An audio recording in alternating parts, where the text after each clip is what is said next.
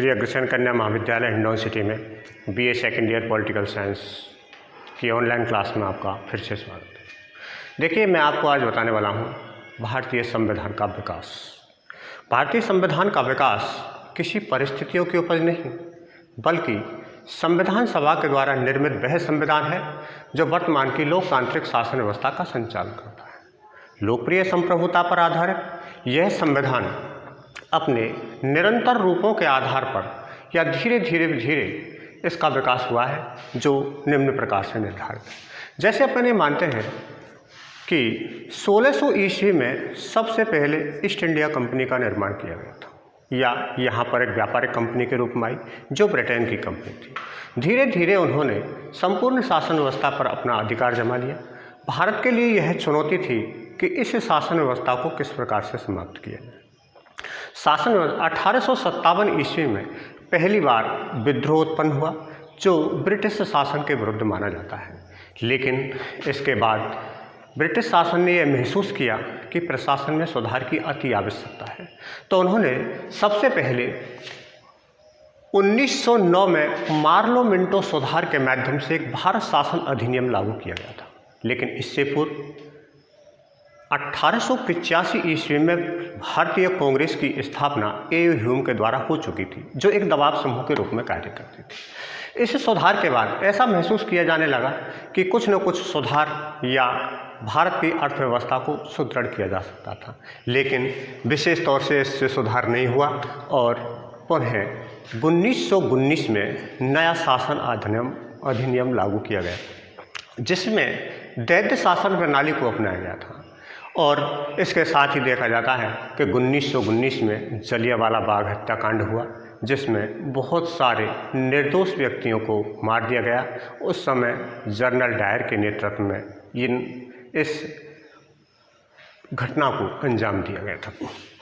1920 में महात्मा गांधी के नेतृत्व में असहयोग आंदोलन का प्रारंभ किया, जिसका उद्देश्य केवल शांतिपूर्ण और अहिंसक तरीके से सरकार की अवहेलना करना और उनको परिवर्तन के लिए विशेष तौर से दबाव डालना। लेकिन देखिए कि 1922 में चोरा चोरी नामक हत्याकांड या आगजनी की हत्या के कारण महात्मा गांधी को यह स्थगित करना पड़ा और इसको आंदोलन को पूरी तरह समाप्त कर दिया गया था। 1935 में, या अपन ये कह सकते हैं कि 1930 को फिर सबने अभिज्ञा आंदोलन का शुरुआत या प्रारंभ भी महात्मा गांधी के द्वारा किया गया था, जिसमें सुधार के लिए कुछ नियमों को निर्धारित किया गया था। 1935 में पुनः भारत शासन अधिनियम लागू किया गया था और इसमें प्रांतीय स्वायत्तता को महत्व दिया गया। केंद्र सरकार और राज्यों की शासन व्यवस्था को भिन्न भिन्न करते हुए एक जनरल या वायसराय को नियुक्त किया गया था। लेकिन अंतिम शक्ति अब भी भारत के पास नहीं थी और अंतिम शक्ति का संचालन एक प्रकार से ब्रिटेन के द्वारा किया जाता था। ब्रिटेन वह उपनिवेशिक राज्य या उपनिवेश को बढ़ावा देने वाला राज्य था जिन्होंने एशिया के अधिकांश देशों पर उपनिवेशिक रूप से राजनीतिक और आर्थिक दबाव बनाया हुआ था। साथ साथ देखिए, 1935 के इस शासन अधिनियम के बाद एक 8 अगस्त 1942 को अगस्त प्रस्ताव पारित किया गया था। इस अगस्त प्रस्ताव के तहत यह निर्धारित किया गया था कि भारत की स्वतंत्रता और ब्रिटिश शासन की अधीनता के मध्य किस प्रकार का सामंजस्य बैठाया जा सकता है या नहीं बैठाया जा सकता है। 8 अगस्त 1942 को महात्मा गांधी के नेतृत्व में पुनः भारत छोड़ो आंदोलन का प्रारंभ किया गया था और यह आंदोलन इतना चरम सीमा पर पहुंच गया कि महात्मा गांधी ने अहिंसा का समर्थन करते हुए यानी करो या मरो का नारा तक दे दिया।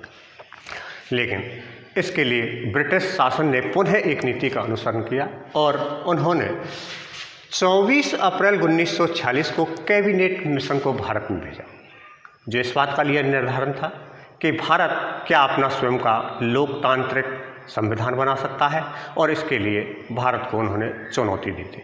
भारत ने इस चुनौती को सहर्ष स्वीकार करते हुए इसे मान लिया गया और 15 अगस्त 1947 को भारत को स्वतंत्रता प्राप्त कर दी। इसके बाद भारत ने संविधान सभा का गठन किया। 1940 में ही भारत ने संविधान सभा का गठन किया। इस संविधान सभा में 389 सदस्य थे, यानी अपन ये कह सकते हैं कि 292 सदस्य तो उन क्षेत्रों से लिए गए जो ब्रिटिश शासन के सीधे ही अधीन थे या ब्रिटिश शासन के प्रांत माने जाते हैं। इसमें 4 चीफ कमिश्नर और साथ साथ में जो देशी रियासतें थी, किसी प्रकार से इन्होंने ब्रिटिश शासन की अधीनता स्वीकार नहीं की और वे स्वयं को पृथक राज्य का प्रधान मानते थे। ऐसे 93 देशी रियासतों के सदस्यों को भी शामिल किया गया था। इसके बाद देखिए कि संविधान के निर्माण के लिए कुछ समितियों का गठन करना आवश्यक था, जैसे कि झंडा समिति है, परामर्श समितियां हैं, प्रारूप समितियां हैं। विशेष तौर से इसमें 2 महत्वपूर्ण यानी कि समितियां थीं। एक तो थी प्रारूप समिति, जिसकी अध्यक्षता या डॉक्टर भीमराव अंबेडकर को बनाया गया था, जिसका महत्वपूर्ण कार्य संविधान के विभिन्न तत्वों के आधार पर यह निर्धारित करना था कि लोकतांत्रिक शासन व्यवस्था, संसदीय शासन व्यवस्था या पंथ निरपेक्षता के सिद्धांत को या अन्य प्रकार की व्यवस्थाओं को कैसे निर्धारित किया जा सकता है, सबसे बड़ी चुनौती मानी जाती है। लेकिन संवैधानिक परामर्श समिति के रूप में VN राव को नियुक्त किया गया था और अध्यक्ष यहाँ पर अस्थायी रूप से सच्चिदानंद सिन्हा को और स्थायी रूप से जवाहरलाल नेहरू को संपूर्ण संविधान सभा का अध्यक्ष निर्धारित कर दिया गया था। इस संविधान का निर्माण अपन ये मानते हैं कि 2 वर्ष 11 माह और 18 दिन में हुआ था, लेकिन संविधान निर्माण के बाद इसका अंगीकरण या इसे स्वीकार कर लिया गया तो वह 26 नवंबर 1950 को अधिकांश संविधान के अनुच्छेदों को लागू कर दिया गया था।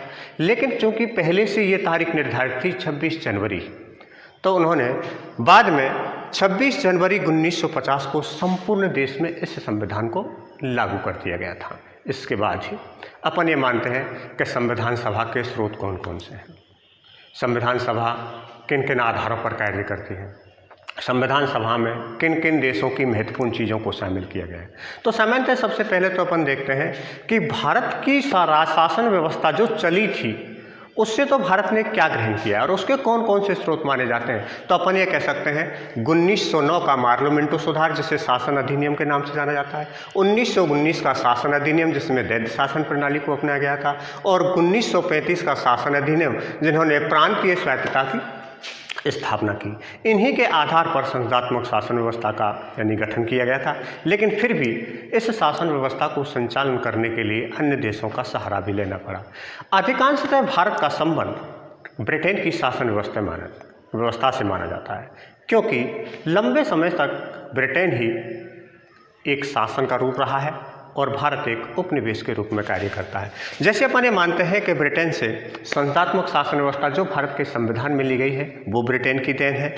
कानून का शासन या विधि का शासन जो कानून को सर्वोच्चता प्रदान करता है यह भी ब्रिटेन की ही देन है। इसके साथ साथ जो नौकरशाही व्यवस्था वर्तमान में प्रशासन का स्थायी संचालन रूप से करती है वह भी एक प्रकार से ब्रिटेन की ही देन है। इसके बाद देखिए कि अमेरिका और ब्रिटेन आपसी संबंध या अपन ये कह सकते हैं कि दोनों मित्रवत होने के कारण अप्रत्यक्ष रूप से अमेरिका का भी प्रभाव भारत पर रहा, या अपन ये कह सकते हैं कि कंपनियों के माध्यम से ब्रिटेन ने अमेरिका को यह छूट दे दी कि आप भी यहाँ पर व्यापार कर सकते हैं।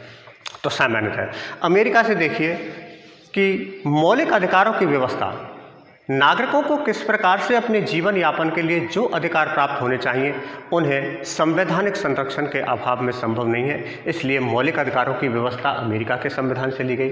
और इसके साथ साथ में न्यायिक पुनरावलोकन की जिसे शक्ति कहते हैं, अपन ये कह सकते हैं कि न्यायपालिका के पास में यह अधिकार प्राप्त होता है कि वह संसद के द्वारा बनाए गए कानूनों की वैधता और अवैधता की जाँच कर सकते हो। इस प्रक्रिया को अपन न्यायिक पुनरावलोकन कहते हैं। यह भी अमेरिका के संविधान से लिया गया है।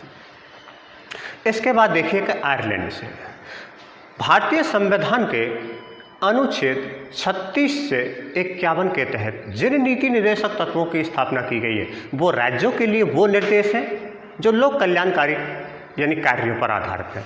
यह यानी कि आयरलैंड के संविधान से लिया गया है। इसके बाद देखिए कि कनाडा से संविधान है। 3 प्रकार की जहाँ संस्थात्मक शासन व्यवस्थाएं होती हैं या संघात्मक शासन व्यवस्थाएं होती हैं, 3 प्रकार की सूचियाँ होती हैं। एक संघ सूची, एक राज्य सूची और एक होती है संपत्ति सूची। कनाडा के संविधान से हमने सबसे महत्वपूर्ण चीज़ है कि अपशिष्ट शक्तियाँ, जो बची हुई शक्तियाँ हैं, वो किसे प्रदान की जानी चाहिए, ये विशेष तौर से अधिकार प्राप्त रखती हैं।